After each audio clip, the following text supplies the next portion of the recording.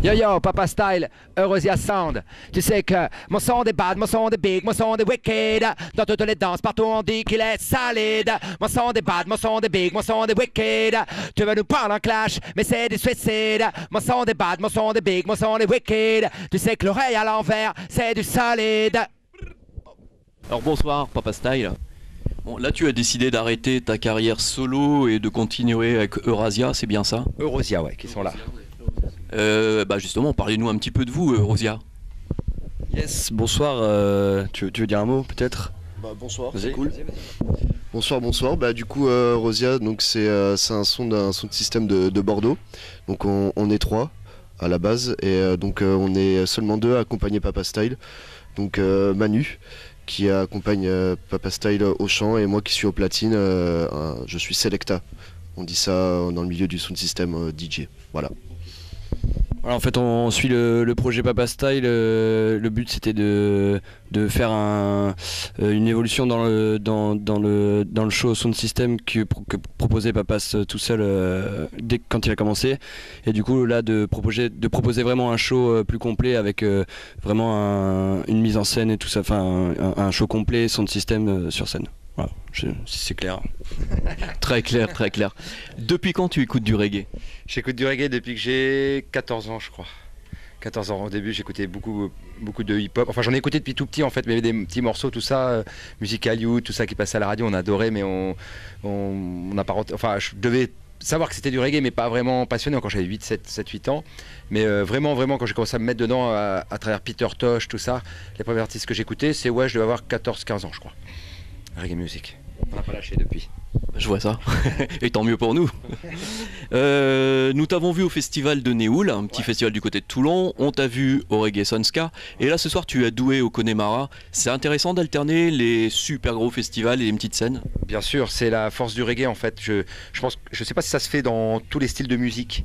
C'est-à-dire que dans le reggae, tu peux voir des artistes qui, voilà, comme tu l'as dit, qui sont sur des gros festivals, etc. Même en tête d'affiche de gros festivals. Et après, bah, des fois, ils vont jouer souvent en version sonde. C'est aussi ça, les platines, c'est ce qui permet ça. Dans des lieux plus conviviaux, plus proches. C'est ça qui est cool. Tu peux découvrir, même Balik des Danaki en fait encore, etc. Parce que ça fait partie du style reggae, quoi. On aime bien être proche des gens, etc. Et qu'importe que... C'est aussi bien, quoi, de jouer devant... comme là, on a revu la vidéo du Sunska, quand on a joué tous les trois. Bon, bah, il y a 10 000 personnes, on est heureux. Et là, ce soir, c'est complet, ça va être le feu. On va autant transpirer, quoi. C'est différent, mais c'est aussi bon. Alors, vous collaborez avec Génération H. Ouais. Qu'est-ce que c'est exactement, Génération H? Génération H, c'est un projet qui a été créé par Alexandre Grondeau, écrivain, qui a créé aussi reggae.fr. Et donc il a sorti un livre sur la ganja, etc. En fait, il raconte ses souvenirs d'enfance, etc. dans un premier livre. Et comme le veut la tradition reggae, il a fait une musique sur laquelle il a fait chanter plusieurs chanteurs pour une vibe, et parce qu'il est passionné de reggae, donc c'est l'occasion pour lui de se faire plaisir, et aussi pour promotionner, etc. tout son projet. Et donc c'est parti de ouf cette histoire. Le bouquin a fait le tour du monde, je crois. Il est traduit. Il en a ressorti 2 depuis sur Génération H. Maintenant, il va y avoir bientôt 2-3 autres surprises, je crois, même, j'ai pas hâte de le dire. Et puis, il y a eu plusieurs séries Génération H. Moi, je sais que c'est un projet qui m'a bien porté. Je l'ai fait comme ça. On a écrit la chanson quasiment une soirée. On a fait un clip et ça a buzzé. Et voilà, c'est cool. Quel message vous essayez de faire passer dans les chansons? Quel message? Tiens, quel message? Et dans la musique, hein. Ça, je vois s'ils écoutent les textes. Si j'écoute les textes, quel message on essaie de faire passer?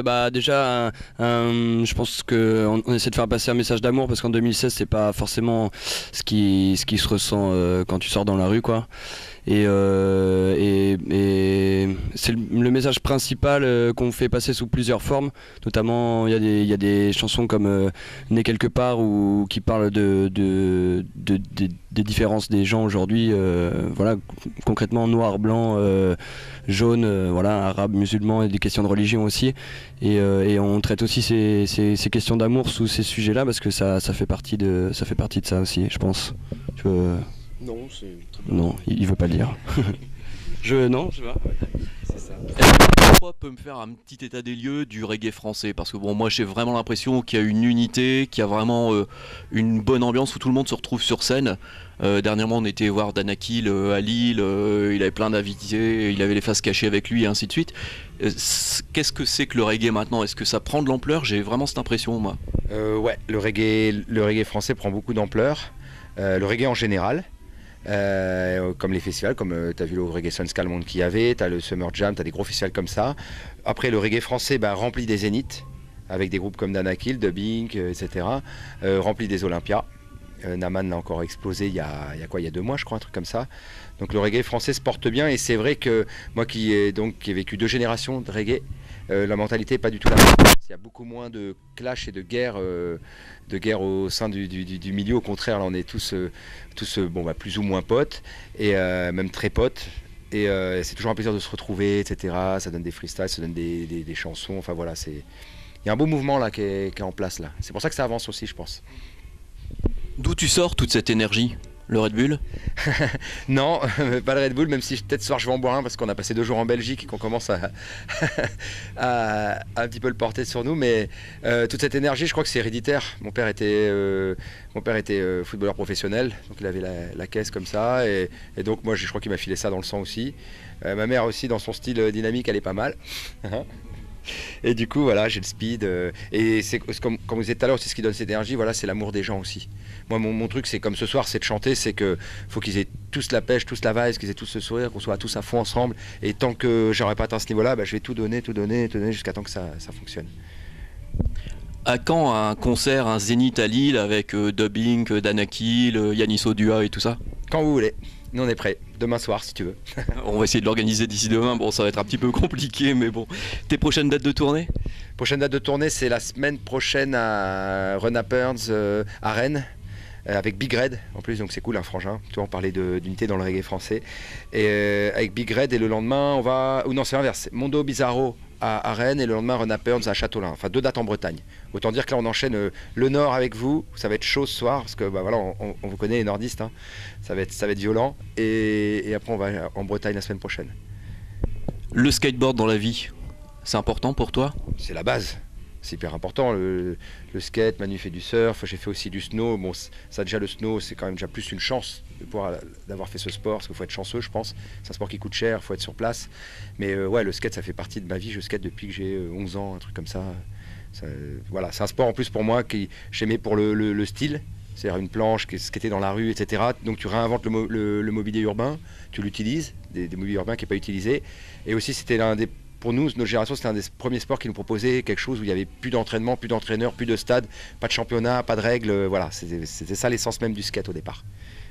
Et j'ai une dernière question, mais c'est une question perso. Le chien des steppes, ouais. C'est quoi exactement? Il a disparu. Il est mort. Il est mort. Tout au départ, on a écrit cette chanson dans les Alpes pour un pote à nous, en fait. Pour un pote à nous qui était tu sais, dans les Alpes, dans les Hautes-Alpes, l'été, etc. Il chassait le dahu? Il chassait un genre de dahu, ouais. Plutôt femelle, hein, le dahu. Ah oui, d'accord. Et chez nous, on avait une expression, tu sais, quand on est dans les balles, tout ça là-bas, on disait que c'était sec et aride. Parce que bon, voilà, c'était les balles de campagne, des Alpes, etc. Bon, c'était sec et aride, tu me comprends. Et on avait un pote, lui, s'en sortait quand même toujours. C'était un vrai chasseur. Et du coup, on l'appelait le chien des steppes. Et un soir, on était un trinôme de potes, quoi. Et avec l'autre pote, on a profité qu'il soit pas là pour écrire une chanson sur lui. On l'a écrit dans la soirée, voilà.